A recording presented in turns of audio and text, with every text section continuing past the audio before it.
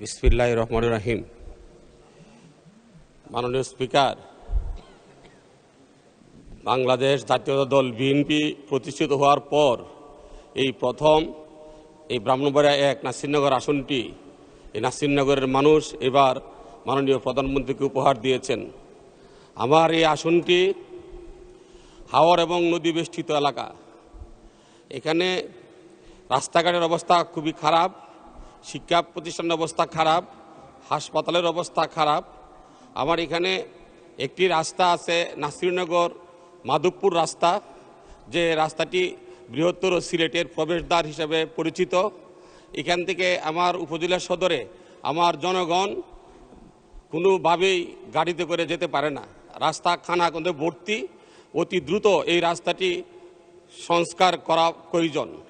আরেকটি রাস্তা আছে মাননীয় স্পিকার, এটা হলো নাসিরনগর চাতলপাড়, এটা 9টি ব্রিজ সহ এই রাস্তাটি আপনার সংস্কার প্রক্রিয়া চলমান আছে, কিন্তু দুঃখের বিষয় কাজের গতি অত্যন্ত স্লো, যেটা নির্ধারিত সময়ের ভিতরে শেষ হবে বলে আমার মনে হয় না।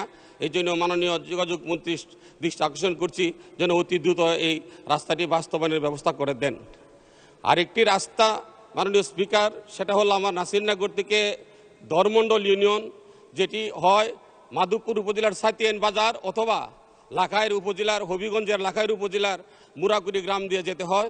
একটি বিচ্ছিন্ন ইউনিয়ন, সেটার অবস্থা আরও করুন। ওখানের মানুষ কোনো সেবা নেওয়ার জন্য উপজেলা সদরে আসতে পারে না। মাননীয় স্পিকার, এই রাস্তাটা হওয়া খুব জরুরি। হাসপাতাল একটি আছে, সরকারি হাসপাতাল, যার অবস্থা খুবই নাজুক। এখানে ডাক্তার থাকার কথা ছিল 27 জন, আছে মাত্র 7 জন। এটা 50 শয্যা বিশিষ্ট একটি হাসপাতাল, এটাতে প্রতিদিন শত শত রোগী চিকিৎসা সেবা নিতে যা, কিন্তু দুঃখের বিষয় হলো যে 50 শয্যা বিশিষ্ট হাসপাতালে প্রায় 100-200 লোক প্রতিদিন আপনার ফ্লোরে শুয়ে থাকে চিকিৎসা সেবা নেওয়ার জন্য। অতি সত্বর এই হাসপাতালটিকে মাননীয় স্পিকার 100 শয্যা বিশিষ্ট একটি হাসপাতাল উন্নীত করা প্রয়োজন। হাসপাতালের ঠিক পাশেই আছে একটি সরকারি কলেজ, যেটার অবস্থা আরও নাজুক। এখানে পর্যাপ্ত আপনার শিক্ষা ব্যবস্থা না থাকার কারণে আমাদের এই মানুষ 30 কিলোমিটার দূরে যায় জেলা সদরে লেখাপড়া করতে হয়। এই জন্য আমি মাননীয় স্পিকার আপনার মাধ্যমে মাননীয় শিক্ষামন্ত্রীর দৃষ্টি আকর্ষণ বলতে চাই, আমাদের এই কলেজটা যদি একটি অনার্স কলেজে উন্নীত করা হয়, সেই ক্ষেত্রে আমার এই গরিব এলাকার মানুষ মানে ব্রাহ্মণবাড়িয়া জেলা সদরে না গিয়ে নিজ উপজেলা থেকেই তারা শিক্ষাটা গ্রহণ করতে পারবে।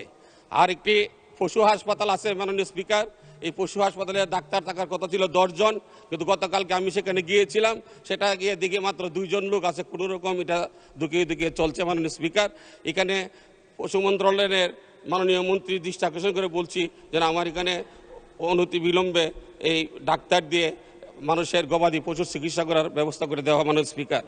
মাননীয় স্পিকার, রাষ্ট্রপতির ভাষণ সম্পর্কে ধন্যবাদ প্রস্তাবের উপর আলোচনা। সময় এত কম যে কি রেখে কি বলবো মাননীয় স্পিকার তা ঠিক করতে পারতেছি না। তো মাননীয় স্পিকার, মাননীয় মহামান্য রাষ্ট্রপতি আমাদের শহীদ প্রেসিডেন্ট জিয়াউর রহমানকে স্বাধীনতার ঘোষক স্বীকার করেছেন, এবং আমাদের সাবেক 3 বারের প্রধানমন্ত্রী, আমাদের গণতন্ত্রের আপুসী নেত্রী, যিনি আমরণ গণতন্ত্রের জন্য লড়াই করে গেছেন, তাকে শ্রদ্ধা জানিয়েছেন। সর্বশেষ জুলাই গণঅভ্যুত্থানে যারা শহীদ হয়েছেন তাদের শ্রদ্ধা জানিয়েছেন। এই জন্য আমি মহামান্য রাষ্ট্রপতিকে ধন্যবাদ জানাচ্ছি। মাননীয় স্পিকার, আমি ধন্যবাদ জানাচ্ছি 1952 সাল, 1971, 1990 এবং সর্বোপরি 2024-এর গণঅভ্যুত্থানে যারা শহীদ হয়েছেন, যাদের রক্তের বিনিময়ে আমরা এই বাংলাদেশ পেয়েছি এবং গণতন্ত্রকে পুনরুদ্ধার করতে পেরেছি, তাদেরকে আমি ধন্যবাদ জানাই। মাননীয় স্পিকার, আমরা যখন বুটে দাঁড়িয়েছিলাম, আমরা আমাদের মা বোনকে আশ্বস্ত করেছিলাম। আমাদের মা বোন জানতে চাইতো যে আমাদের ব্রাহ্মণবাড়িয়া বাংলাদেশের সবচেয়ে বড় গ্যাস ক্ষেত্র, এখানের গ্যাস সারা বাংলাদেশে যা, কিন্তু আমরা পাই না। আমরা তাদেরকে আশ্বস্ত করেছিলাম যদি আমরা নির্বাচিত হই আপনাদের কথা আমরা এই মহান সংসদে বলবো। মাননীয় স্পিকার, আপনার মাধ্যমে মাননীয় জ্বালানি মন্ত্রীকে দৃষ্টি আকর্ষণ করে বলতে চাই, আমাদের ব্রাহ্মণবাড়িয়ার গ্যাস ব্রাহ্মণবাড়ির মানুষ পায় না, কিন্তু সারা বাংলাদেশে সেটা আপনার এই গ্যাস মানুষ ব্যবহার করছে। আমাদের ব্রাহ্মণবাড়িয়ার মানুষের প্রাণের দাবি যেন আমাদেরকে অন্তত ন্যূনতম রান্নাবান্নার কাজে যে গ্যাসটুকু লাগে এইটুকু যেন আমাদেরকে দেওয়া হয়, এটা আমার নির্বাচনী এলাকার মানুষের প্রাণের দাবি। মাননীয় স্পিকার, আমাদের ব্রাহ্মণবাড়িয়া এখান থেকে 130 কিলোমিটার দূরে। এই 130 কিলোমিটার রাস্তা আসতে কোনো সময় আমাদের লাগে 5 ঘন্টা, কোনো সময় লাগে 6 ঘন্টা। যদি ব্রাহ্মণবাড়িয়া বিশ্ব রুট থেকে যে রাস্তাটি নাসিরনগর গিয়ে পৌঁছেছে, এই রাস্তাটিকে যদি মাননীয় স্পিকার 4 লেন করা হয়, তাহলে এই রাস্তাটা হবিগঞ্জ হয়ে সিলেট যেতে 40 কিলোমিটার রাস্তা মাননীয় স্পিকার কমে যায়। কাজেই আমি যোগাযোগ মন্ত্রী মহোদয়ের দৃষ্টি আকর্ষণ করবো আপনার মাধ্যমে যে আমাদের এই বিশ্ব রুট থেকে যে রাস্তাটি হবিগঞ্জ হয়ে সিলেট গেছে, এই রাস্তাটা যেন 4 লেনের আওতায় এনে এই রাস্তাকে 4 লেন উন্নীত করা হয়। মাননীয় স্পিকার, মাদক এখন শুধু আমাদের উপজেলা না, আমার মনে হয় সমগ্র বাংলাদেশের একটা বেদিতে পরিণত হয়েছে। এই মাদক যদি আমরা নির্মূল করতে না পারি, তাহলে আমাদের যুব সমাজ ধ্বংস হয়ে যাবে। কাজে আমার মনে হয় মাদক নির্মূলে আমাদের মাননীয় আইনমন্ত্রী এবং স্বরাষ্ট্রমন্ত্রী মহোদয় অনতি বিলম্বে কার্যকর ব্যবস্থা গ্রহণ করা অতি প্রয়োজন বলে আমি মনে করি। মাননীয় স্পিকার, আমার নিজ ইউনিয়নে একটি ব্রিজ আছে।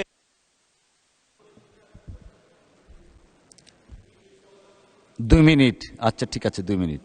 মাননীয় স্পিকার, আমি 14 বছর চেয়ারম্যান ছিলাম, ইউনিয়ন পরিষদ চেয়ারম্যান।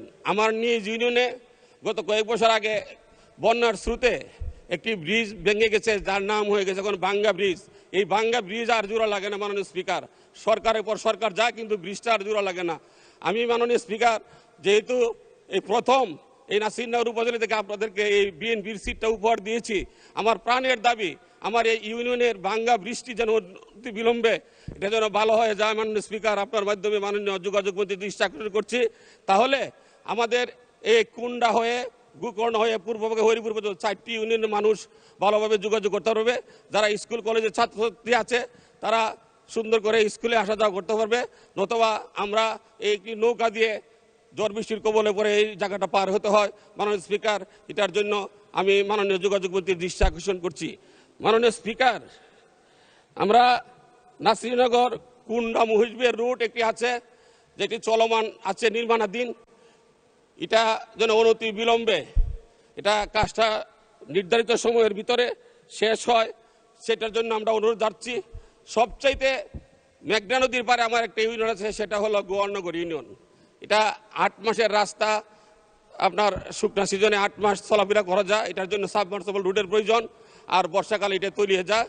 এটা হলো আমাদের অত্যন্ত জনপ্রিয় ফজলু ভাই আছে, ফজলু ভাই এলাকার মাননীয় সংসদ সদস্য জনাব ফজলুর রহমান সাহেবের নির্বাচনী এলাকার সাথে আমাদের এই ইউনিয়নটা পানির নিচে তাকে হলো 4 মাস, আর 8 মাস থাকে হলো আপনার শুকনা। এই শুকনার সিজনে যদি আমরা এখানে একটা ব্রিজ সহ একটি সাবমার্সিবল রুট করে দেই, তাহলে এটা আমাদের এই নাসিরনগর উপজেলার গোয়ালনগর, বলাকুট, চাতলপাড় এবং অষ্টগ্রাম উপজেলা, যেটা হলো কিশোরগঞ্জ ডিস্ট্রিক্টের অষ্টগ্রাম উপজেলা, তার লোকজন। ধন্যবাদ মাননীয় সদস্য।